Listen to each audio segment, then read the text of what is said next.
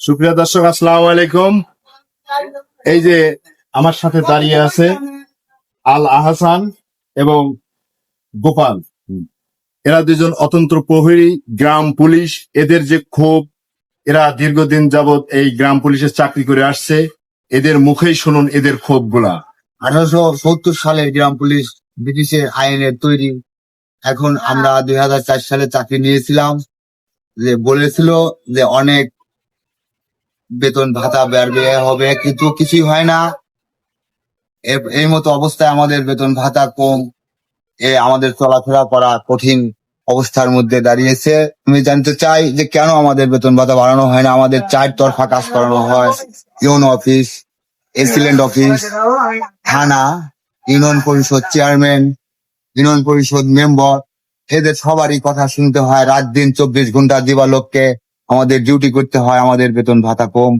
এই লক্ষ্যে আমার কিছু বক্তব্য আমি বললাম।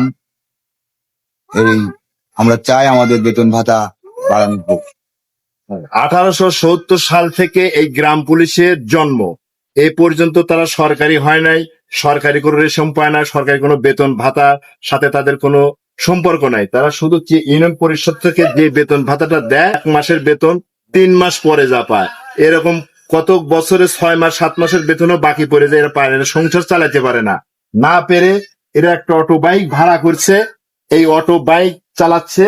আমার সাথে দেখা, অটো বাইক চালায় তারা জীবিকা নির্বাহ করছে। আসলে খুবই দুঃখজনক।